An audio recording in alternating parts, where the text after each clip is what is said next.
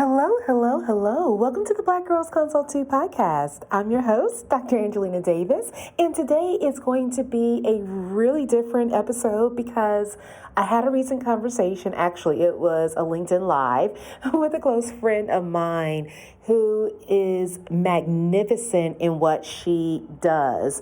And this conversation was with Dr. Nicole Bryan. She's a leadership career strategist, and she is doing all kinds of things within the career world. We talked about how you're able to start your business, even if you have a 9 to 5, how you're able to make that work for you with your busy schedule, with family, with all the things that may be on your plate, and how you're able to make that succeed. So I want you to hear this conversation and hear this episode because I think that you'll be able to pull a lot from it. Once again, we're talking about how to build your business, in this case, your consulting business, while you have a 9 to 5. I think you'll enjoy this one. There's a misconception that we don't exist, that somehow our ability to excel at the highest level of our industry is limited, that overcoming barriers as a woman of color would be insurmountable. But what would happen if we decided to venture out on our own despite everything we're up against? I'll tell you. Welcome to the Black Girls Consult 2 podcast. I'm your host, Dr. Angelina Davis, a healthcare consultant, consulting coach, high performance fanatic, wife, and proud girl mom. I help transform female professionals into thriving solo consultants. And just like you, I'm wearing all the hats and doing all the things. So this podcast is to empower the busy female professionals to move past fear to start and grow a successful consulting business, despite the obstacles you may encounter.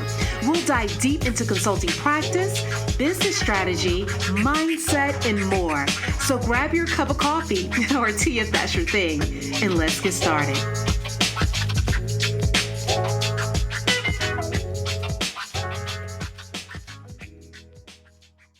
My name is Dr. Nicole Bryan. Just call me Nicole. I am also, I've always been kind of a dual career person. I am a psychologist by trade, and I'm also a HR executive. And now I am starting my own business. So I've had my business now for about a year and a half. How did you stumble into this path? So this is not my first foray into entrepreneurship. I actually, let me not date myself. Well, I'm going to date myself, but I would say this is my third foray into entrepreneurship. It's probably, I would say, in the short time that I've started doing it, it's already been my most successful, probably because I've just learned over time. But the other two times was I've taken plenty of corporate breaks, meaning for one reason or another, whether I initiated it or the company initiated it, I took anywhere from 3 months to like 18 months off from working in corporate. And I love the corporate space. I'm one of those people, right? So I hate when people, when it's like corporate bad and, listen, I've made my fortune up until this point from corporate America. So, hey, I am definitely, I don't drink the water, right? I'm not, working with blinders on and saying that corporate America or the global corporate world is perfect, but it definitely has allowed me to build the life that I love, right? But I will say that the other times that I've had breaks from I've done my own thing. So, and it's usually been a consulting business, not a coaching, but only consulting. And so now I, this time going into and becoming an entrepreneur was a deliberate, planful choice. So that's probably something else we need to talk about in terms of there's some people who just fall into it given circumstances of their choice or of others. And then there are other people who plan, right? They're like very deliberate in terms of the timing, what they want it to look like. And then there are the third category, I think, where people who they start out knowing that they want to do both forever. They're not trying to do either or. This time around, I knew, and it really, I think COVID was the exacerbator for me. It was, when COVID hit, I was working in a hospital environment, in a clinical setting, and we got to see the very front line of what, COVID was doing to our clinicians and to those of us who were supporting clinicians. It was just high stress, high burnout. And that made me think about, okay, what's next, right? How can you, Nicole, have a even bigger impact than you may already be having? Mm-hmm. And I've always, just like probably many of you, have been the first or the only. And so I made it my business to really think about how I can reach back and help those coming behind me or those walking alongside of me who also wanted to be executives or moving up in the corporate world, but have struggled to do so. The truth of the matter is the system isn't built for us. As much as I love working in the corporate environment, it's not built for us. So what are the resources? What's the knowledge? What's the type of support I can provide to others who don't have a mentor like you might have had, Angelina, or a sponsor, or just access to awareness of how it really works behind the scenes, all that they don't teach us in college, and they don't teach us in leadership development programs, like all of those bits of information on how to truly navigate a world that's not really built for you. That was my passion. So like you, Angelina, I'm on a mission to diversify the C-suite with more estrogen and more people of color. Like that's what I'm doing. That's what my passion is right now. And I will say undoubtedly, the future is female. So that's where all of my energy is focused. Yeah. It's funny you said that because I actually have an essay that I wrote recently. It's on my website. I call it The Essay, but it's largely focused on exactly what you were just saying. It's pretty much that, the system wasn't built for us. And my essay kind of focuses on like what your favorite guru in consulting didn't tell you, what they left out of their book. And one of the reasons why, I framed it that way is because, like you said, I did have the privilege of having a mentor. And I also learned that a lot of the things that are typically done and that work for many are not the things that people reference when it comes to, trying to start their business. And I think, kind of being able to see it from the other side makes a huge difference, and just wanting to share, like you said, that with other people. Cause I'm like you, I right now I see myself doing both. And so, until something transitions one way or the other, but I really do enjoy the work that I do. And I think we can enjoy that work and still want to see change. I think that's possible. Absolutely. Okay. So what would you say is your most favorite thing? So right now you've been doing both, right? You've been working full time as well as starting your own business, and you've been doing that for a little while now. So what would you say has been the best part of your journey, or what have you enjoyed most about doing both at the same time? So the one thing that I actually love, and probably the biggest or most rewarding thing, is really the relationships I get to build and the impact I'm able to make on the clients that I serve. And because I work as a healthcare consultant in my career capacity, and then in my business, I'm coaching other consultants. So I'm still kind of in that same lane, that same industry. And for me, I think I get the most joy when I see clients, kind of like their light bulb turn on, and they get the clarity that they need, and everything just shifts. Sometimes what happens when you have especially, very ambitious and talented women in place, we can often get loaded with a lot of responsibility because you're used to getting it done. You're used to getting it done well. You're used to getting it done before time. And that can somewhat be overwhelming. It's kind of like you're almost being somewhat punished or cursed for being so great at what you do. And when you're able to be there to help a client navigate that space better, it is something that really makes such a huge difference. I think I talked a little bit about on one of my social media posts at one point in time during the pandemic about, one of the questions that I started to ask every time I went in was just, how are you doing? Mhm.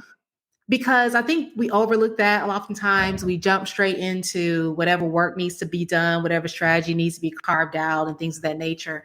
But I always led in with that question because I understood from personal experience what it's like to be in a position where you have so much on your plate that you feel as if you just can't manage to do anything else. And although you're successful, you're still not able to create the success maybe that you have always dreamed of for yourself because you're bogged down with all these other things. And so just being able to make that load a little bit lighter really is like one of the most rewarding aspects for me. And I'm not just saying that, it really, really is. And, so much so that I've been spending a lot of time lately in my own personal and professional development, trying to get better as a coach, and in terms of having a safer, practice, a more trauma-informed practice, to really be able to hold more space for the clients that I work with so they feel more supported and are able to build, the techniques that they need to be more resilient so that they're able to accomplish the goals that they want to accomplish. Because I want to, I'm a little bit selfish in the fact that I want to have that feeling more often, because it really makes me feel like that's the work that, I'm meant to do. That's kind of like the purpose, the why behind everything. So that's been, kind of what I found to be the most rewarding. So you have to share yours now that. So I think for me, what I've enjoyed the most is similar to you, but I won't rehash it, which is like really helping. There's nothing more gratifying than helping people reach their own goals, right? So for me, that's what, being a leader has always been about, no matter what environment I've been in. And it's definitely true as a coach. For my business, I have two sides of the business. One where I'm coaching individuals, and the other is when I'm consulting to organizations, right? So the consulting piece is just helping leaders and teams within organizations be better. And then the coaching piece is really specifically helping women advance their careers into leadership, right? So, but having said that, the thing that I love most is what you just mentioned, which is really helping people accomplish their goals. Honestly, there's no better feeling. And I don't enjoy likening it to helping our kids because our family is totally different. But you get that. There's something when you see your child do what you actually said, frankly, and then do it well and get something out of it. And they were like, oh, you actually do know what you're talking about. That's how I feel. Something similar to that is how I feel when I see a coaching client, a leader kind of take action on and take advantage of the knowledge that I've been able to share. So that's one thing for sure. I don't know if you're like this too, is that if you see that they're not following through, then you start to think, okay, what do we need to do differently in order to get them there? Because I'm always watching. I'm like, are they staying on track, or are they getting off track? Because like you said, it's not that like you said, you don't want to use the child reference, but you do become somewhat attached to their journey and wanting to see them accomplish everything that they set out to accomplish. Absolutely. Absolutely.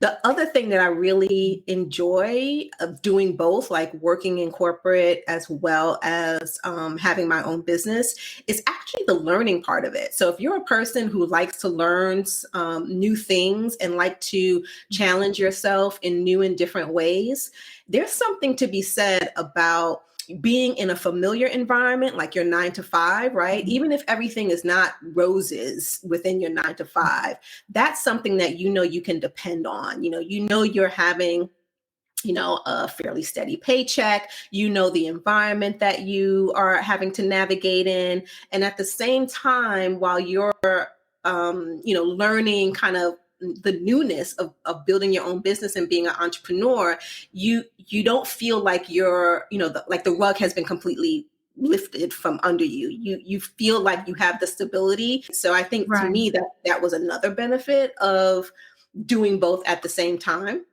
Mm-hmm. It was stability, which is what I needed. And then I think the third thing is I'm big on pushing myself outside of my comfort zone. So one of the reasons why I got the itch to move from corporate is because I felt like I was doing the same thing over and over and over again. So if you are one of those, and I don't consider myself at interest at all, I'm probably one of the most conservative people that I know, but I do at the same time love exploring kind of new ideas and, new ways of doing things. And so that's probably the other thing. Like I'm still learning. I will probably be learning the entrepreneurial space, particularly building a business, an entrepreneurial business, leveraging social media, which is definitely pushing me outside of my comfort zone. Anybody who knows me. I'm very private. I'm an introvert. My business is built on people, but I don't really like people. Like that's who I am truly to my core. So having to show up online, having to, articulate what I'm doing, why I'm doing it. Like that's a very different level of visibility than I had to do before. So, and I truly am enjoying it. It's uncomfortable, but in a good way for me. So those are the things I would say are kind of benefits and what I've enjoyed so far. And I was going to say, piggybacking on what you were talking about in terms of having your job and your career and starting your business and having that financial stability, I think that's something that's really important. Now, there are individuals that can jump in head first, of course, and they go all in because they have everything on the line. And so you're kind of forced to kind of get the ball rolling and you have a little bit more willingness to take risks because, you have to make money.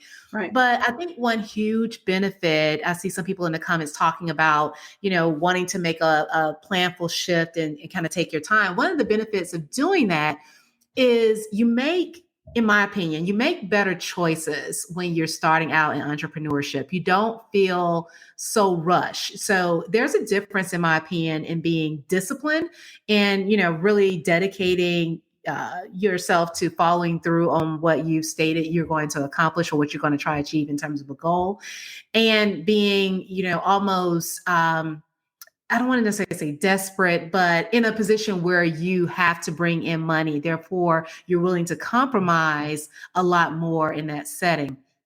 And that can actually hurt you in the long run. One of the biggest challenges I feel like a lot of people have when they're getting started is really staying true to their vision and to their purpose. I actually typically start out with vision mapping when I'm working with clients. And one of the reasons I do that is because I always tell them I want to be able to somewhat hold you accountable or remind you as to what you wanted to accomplish. Because when you're in a position where you're just trying to make money, it's easy to get off of that path because there are a lot of ways that you can make money that don't align with your purpose and your goal. And in the long run, it can keep you from achieving that goal that can actually slow you down.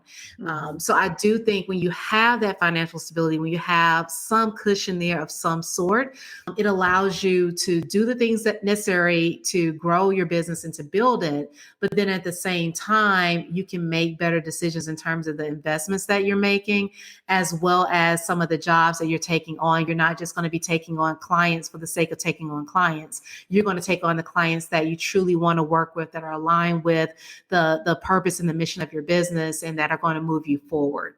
So, so I think that's one big thing I wanted to highlight from what you were saying. Yeah, that's true. I'll say one more thing and then I'll move on, which is if you are a person who, whether you're married, you're single, you're in a committed long-term relationship, and finances are important. Again, I don't care if you're in your 20s or you're in your 70s. We all need to have some type of financial stability. You can do that by, in my opinion, you can do that by planning ahead. Like I know some women who have made the jump to entrepreneurship. They literally saved for like 2-3 years to have a pot of money that they could live off while they are building their business. I've known others like myself, like Angelina, who decided to do both at the same time, have an income stream from the 9 to 5 while building the business. And I've known others who have literally set up other streams of income while they were building their business. So they may not work their 9 to 5 anymore, but maybe they take a part-time job that's less demanding on them mentally and physically while they're also starting their entrepreneurship. Or I've known people who actually started playing the stock market, started day trading, right? Because that is something that's becoming more and more prevalent these days. So I actually know people who practiced day trading until they were able to have a somewhat steady income and leverage that while they started their own business. Or I even know a woman who actually started doing audiobooks, started actually doing voiceovers to be able to build her own business, right? That gave her the flexibility to take the assignments that she wanted to take. And then she was doing that while she was able to start her own business. It doesn't matter what it is, but you want to make sure your finances are straight. And then I know someone, I'm thinking about her right now, who actually, she was able to quit her job because her partner was like, I'm going to hold you down. Like, I got you. You don't have to worry about it. Take your shot, give it 2 years. If it works, great. If it doesn't, we'll come up with plan B. Doesn't matter, right? There's all types of paths to get there. And in my opinion, there's no one right path. You just got to figure out what the right path is for you and your current commitments. You might have kids in school. You might have, a elder parent that you need to take care of, whatever it is. Just think about what you need from a financial standpoint and what resources you have access to, and then go from there. But it's a little different when you're holding down, when you have one foot in a full-time position and you have the other foot in starting a business. Like, what would you say some of the challenges are that kind of popped up into your mind? For me, one of the biggest challenges definitely has been being able to make space for business development. So when we think about starting a business, oftentimes we're thinking about the clients that we want to serve, right? And we're not factoring in that when you start this business, like you were just saying before, you're going to be the content creator, you're going to be the marketer, you're going to be the salesperson. You're doing all of these things and wearing all of these hats. And you have to find a way to generate leads and to do the work of coaching or consulting or whatever the business may be. So making time for all of that, in addition to your 9 to 5, in addition to, like in my case, family or whatever other responsibilities that you may have, the less that you have to do on a day-by-day basis to maintain the business, the better. The simpler your offers are, the better. The simple way for you to market or sell or to put yourself out there in terms of visibility, the better. And it's one of the reasons why I believe strongly on leaning into your strengths and not necessarily being driven to just do what everyone else is doing and kind of following trends and other things. So I believe in just leaning fully into those things that fit better into your life. So that you actually are able to make everything work. I always tell people that we have 24 hours in a day, and although we don't feel like it, 24 hours is more than enough. It's usually a key of us just deciding and choosing what we're going to go with and what we're not. And some of the hard, parts I feel like I got to was making the difficult decision that, I would really like to do this other thing, but I don't have the capacity right now. So until I can create a scenario where I have more capacity, either through additional, workforce and delegation, or somehow freeing up more time, some other way in my life, then I can't pursue that right now. Like maybe it's something I would do next year. 100%. I definitely, I agree with that so much. I think what I would add to that, like as you were talking, I was thinking about, for me, the most challenge, there's been quite a few challenges, but one, I would say humbling myself, right? So I'm coming from a place where I was calling the shots. When I worked in corporate, I had a senior level job where I was setting strategy for, tens of thousands of people. And I liked it. I loved it, actually. Um, Moving from there to a one woman show where everything falls on me, and the people who I am selling to don't know me, don't give a damn about me, care freaking less, right? Like, it is a humbling experience, number one. And you don't realize how much work it is. Like, you hear it. It's one of those things when you can hear all you want until you're in it. You're like, you don't really understand it. And then two, it's significantly humbling. And you literally have to recreate yourself. You're in a totally new, it doesn't matter if there's lots of transferable skills for sure, no doubt about that. But even if you do the exact same thing, if you're moving from a 9 to 5 and you're moving to doing it on your own, it's like a totally different industry. And what you say, how you show up, how you market is completely different than what you had to do when you worked for a employer.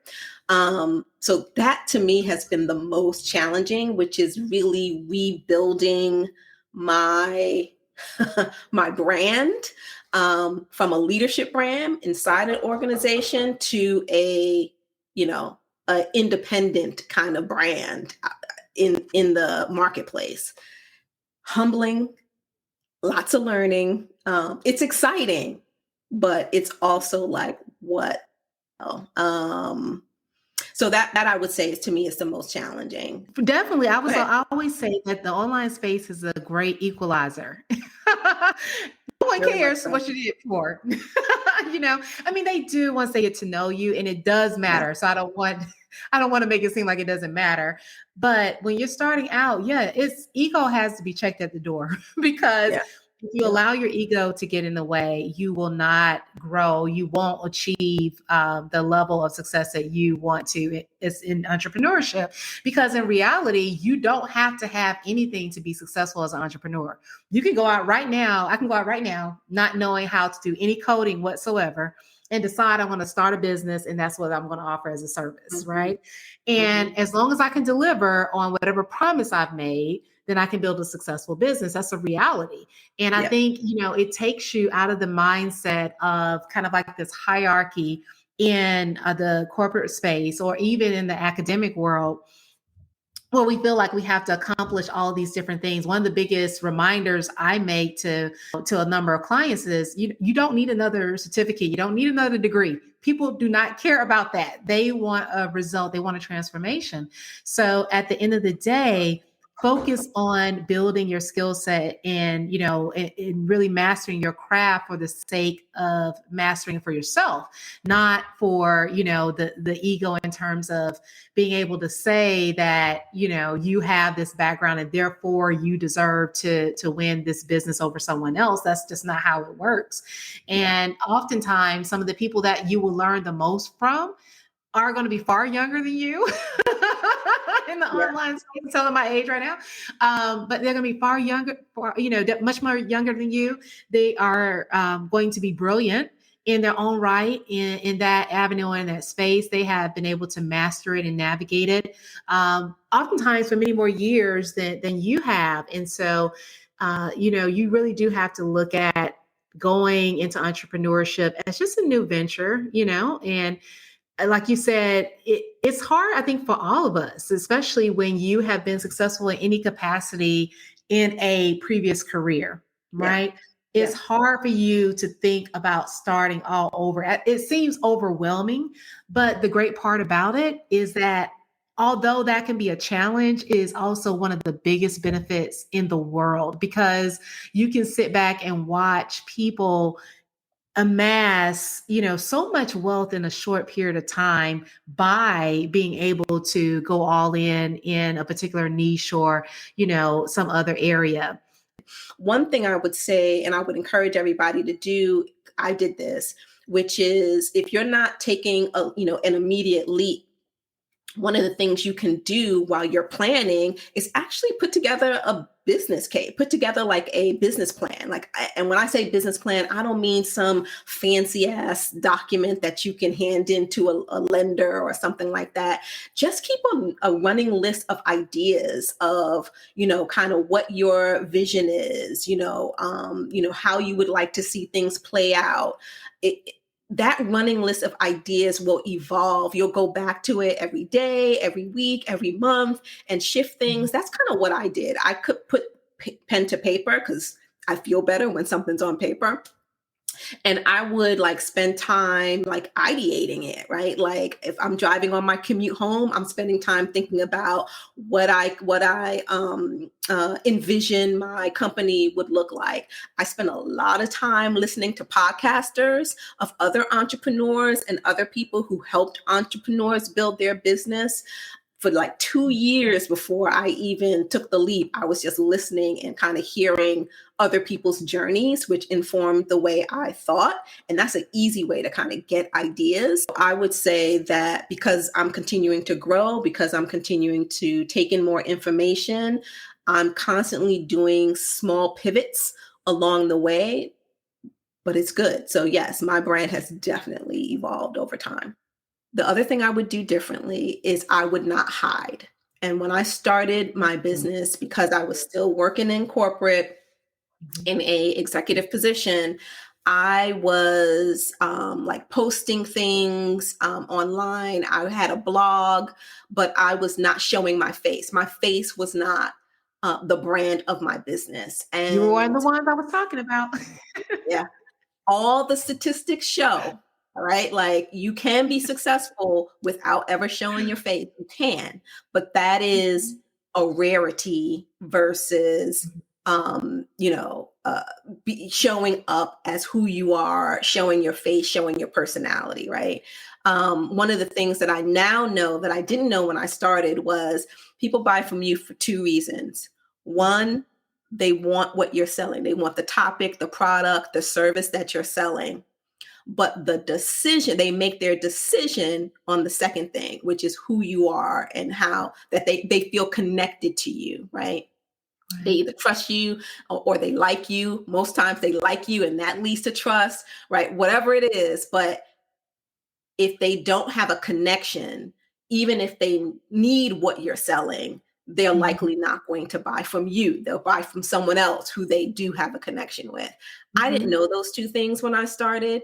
And so for a variety of reasons, when I started, I was way behind the scenes, right? That's my personality anyway. I'm the leader who leads from behind. I don't need to be out in front. And so I thought I could do the same thing and be immediately successful when I started my own business via social media. And that's not the case. So that would be, I think, the other thing I would do differently.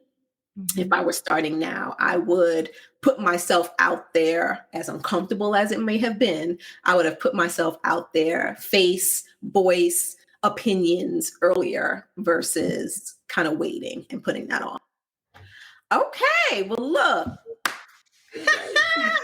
I knew today was going to be, I knew the topic was going to be hot. I knew it was going to be a good conversation.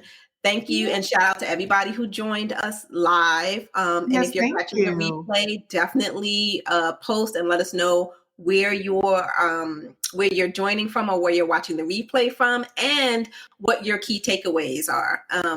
Angelina and I have already talked about doing a part 2 of this. So based on your feedback and your questions, we'll likely figure out what, when, and where we're going to do, have another conversation, because like we said, I think it is about 45% of women who are starting their own businesses at this point in time also are working full time for someone else. And that number seems to only keep growing.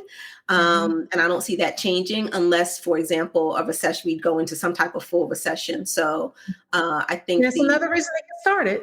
It is, exactly. So listen, the reasons to get started are plentiful, right? And probably the most important reason is it's your dream. So, and I'm all about making sure you follow your dream. Awesome. Thanks, guys. Bye, guys. Bye. Thank you for tuning in to the Black Girls Consult 2 podcast. If you enjoyed today's episode, be sure to leave your review on Apple Podcasts, subscribe, and share it with a friend. We're on a mission to increase the success and longevity of women in consulting, and you can help us do that. Also, I'd love to hear from you, so let's connect at Dr. Angelina Davis on Instagram or LinkedIn. And don't forget to visit excelatconsulting.com for more information to support your consulting journey. Until next time, take care.